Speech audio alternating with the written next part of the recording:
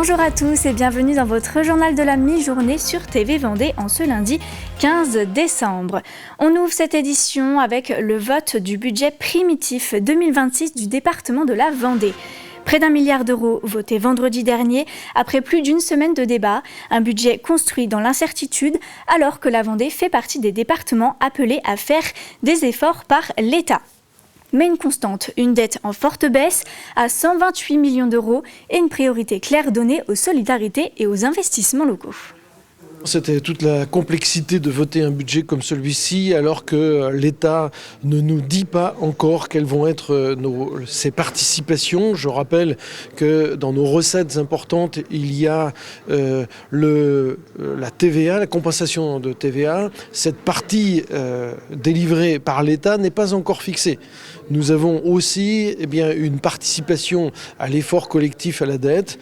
Je viens de recevoir un courrier du Premier ministre nous indiquant que seuls 25 départements en France seront appelés à cet effort. Nous allons en faire partie.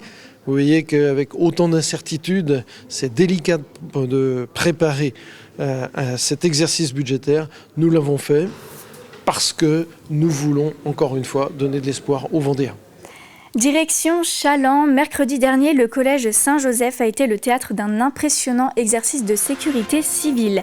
Pendant près de 3 heures, une attaque armée a été simulée, mobilisant gendarmes, pompiers, hôpitaux et services de l'État. L'objectif était de tester la coordination des secours et de se préparer au pire. Anaïs Escalona vous emmène dans les coulisses de cette opération hors norme. Chaque seconde compte, chaque geste peut sauver une vie.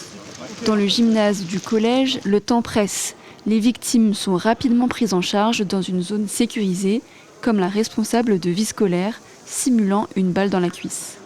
Donc moi j'avais une hémorragie, une balle qui était rentrée dans la cuisse et ressortie avec une hémorragie au niveau de l'artère fémorale. Donc je devais vraiment jouer ce rôle. Les forces de l'ordre, quand ils sont rentrés dans la salle, on entendait des bruits, des cris. Tellement j'étais dans mon rôle que j'avoue avoir eu des larmes aux yeux. Et la montée en puissance des secours est très rapide. Les sapeurs-pompiers ont un délai d'arrivée sur les lieux d'une petite quinzaine de minutes sur le territoire vendéen.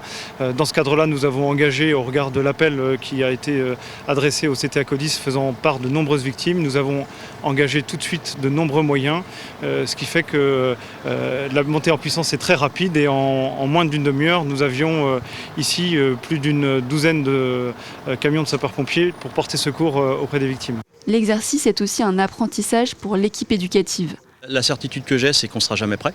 Mais c'est très formateur parce que si ça devait arriver, je pense qu'on est un peu plus armés. Et il y a vraiment des équipes qui sont là, les forces de l'ordre, les autorités.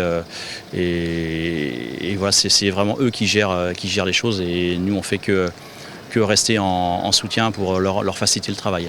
Côté planification, le préfet profite de ces simulations pour observer la réactivité et la coordination des équipes sur le terrain. L'objectif aussi des exercices, c'est de tirer les leçons de ces exercices pour pouvoir modifier, adapter nos plans. Même si on est bien sûr toujours en risque terroriste élevé, on doit toujours être très, très soucieux, très attentif. Il n'y a pas une menace particulière qui explique qu'on soit venu ici dans un collège. Cette opération annuelle montre que seule une coordination efficace fait la différence en situation d'urgence. Les quotas de pêche pour 2026 viennent d'être arrêtés à Bruxelles. Après 2 jours de discussion avec la ministre de la Mer, Catherine Chabot, un compromis est trouvé. Le quota de lieu jaune recule de 13%, moins que prévu. Le bar progresse de 35% et le merlan baisse de 26%. Des décisions jugées contrastées par les élus vendéens qui redoutent des impacts pour toute la filière. Je vous emmène à présent à Saint-Jean-de-Mont où le sport de haut niveau continue de s'installer. La mairie et la Fédération française d'athlétisme renouvellent leur partenariat. Une nouvelle convention pour accueillir les équipes de France de marathon et de semi-marathon et encourager la pratique de la course à pied auprès du public. On y reviendra plus en détail ce soir dans l'édition de 18h. Des tracteurs aux couleurs de Noël ont envahi les rues de La Roche-sur-Yon ce week-end. Les jeunes agriculteurs de Vendée ont lancé leur parade dans une ambiance festive et apolitique. Leur objectif est de sensibiliser aux difficultés du monde agricole et appeler à la solidarité. Reportage d'Anaïs Escalona. Des tracteurs illuminés, des klaxons et des sourires sur les trottoirs, samedi soir, le cœur de La Roche-sur-Yon s'est transformé en parade de Noël agricole. Une quinzaine de tracteurs escortés par les forces de l'ordre sillonnent la ville, une déambulation festive pour aller à la rencontre des habitants. Donc le but c'était plutôt d'organiser un défilé pour amuser la ville, voilà, les citadins on va dire. Et aussi montrer que nous sommes présents, que nous sommes toujours présents pour la société, et aussi montrer que nous sommes pas là que nous sortons pas dans les rues pour les manifs. Dernière étape de la parade au parking des Oudéries.